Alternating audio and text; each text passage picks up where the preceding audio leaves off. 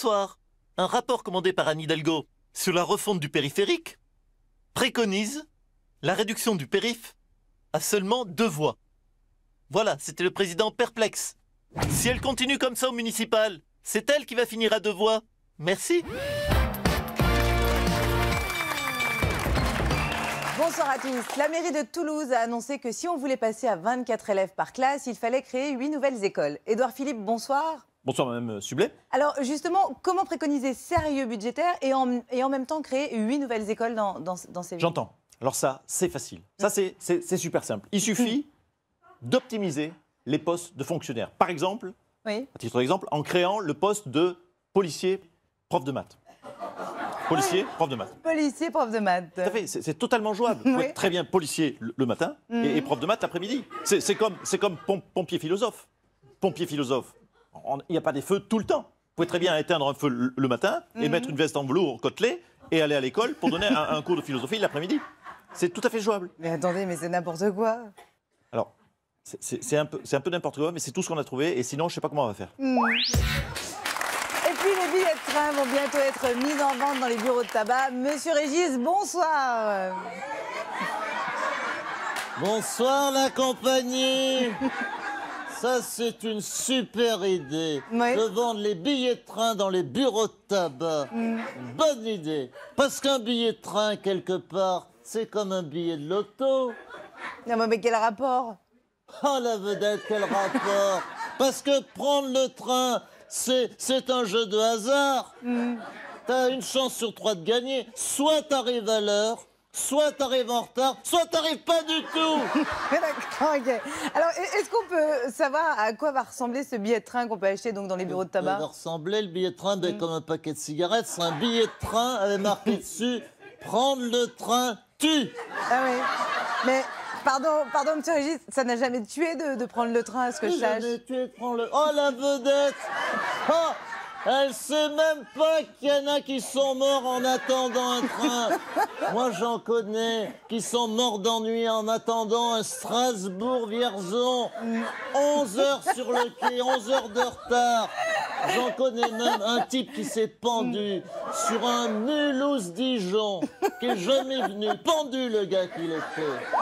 Ah, Nous sommes la veille. elle ne savait même pas. Non, Ah, la je ne vedette. savais pas, non. Nous sommes la veille de manifestations qui vont être probablement très importantes. Bonsoir, Christophe Castaner. Je n'aime pas du tout faire ça, Madame Sublet, mais pardonnez-moi de vous contredire et de m'inscrire en faux. Oui. La manifestation, ce n'est pas le mercredi, c'est le samedi, c'est le bidet. Pardon? Le bidet. Le bordel day. C'est bien le samedi, ça fait 24 fois que cela arrive, donc je suis un petit peu formé à l'exercice. Donc je suis, si c'était le mercredi, je serais tout de même informé. Je suis quand même, pardonnez-moi de vous le dire, ministre de l'Intérieur. Très bien, bah alors je vous préviens, hein, pardonnez-moi, mais on prévoit un mercredi de convergence des luttes. Il y aura les syndicats, les Black Blocs, il y aura les Gilets jaunes et on parle d'un mercredi noir et jaune même. D'accord. Mercredi noir et jaune. Oui, demain donc, oui. Donc avec un risque donc d'attaque d'abeilles, voire de guêpes. Donc je le note de ce pas. Oui. Laissez tomber surtout, Laurent Nunez, votre second va gérer. À propos d'abeilles, on retrouve tout de suite Arnaud Montebourg. Regardez. Des projets, j'en ai plein, moi. Dans ma tête, ça fuse, ça vole, il y en a partout. En gros, là, il n'y a plus qu'à faire les business plans. Bon, bah c'est cool. Et t'as des financements pour ces projets là? 2 banques sur le coup. D'abord, le Crédit Agricole. Et l'autre, je sais plus comment elle s'appelle, mais elle est très connue. Bon, t'as vu, aujourd'hui, tout le monde ne jure que par les bagnoles électriques. Sauf que moi, j'ai trouvé une idée bien plus maligne pour pallier à l'essence. En fait, j'ai traficoté le moteur pour remplacer l'essence par du miel.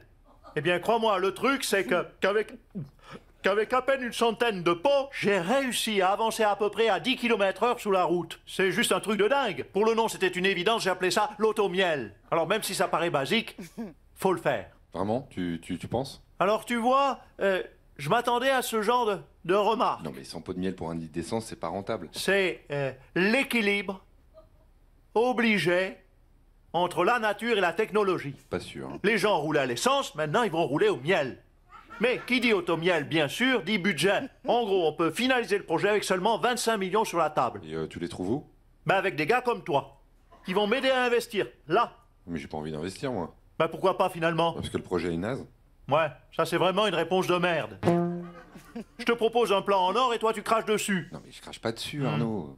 Non, non, mais vraiment, enfin, ça aurait été un autre plan, pourquoi pas, mais là... Alors, j'ai un autre plan Oui? pour sauver la biodiversité. Oui, non, mais attends, je disais pas que j'accepterais forcément un autre plan, c'est juste que... Je vais lancer un chewing-gum aux extraits d'abeilles. Il y a plein de gars sur le coup, est-ce que t'en es? Arnaud, oublie. Ouais.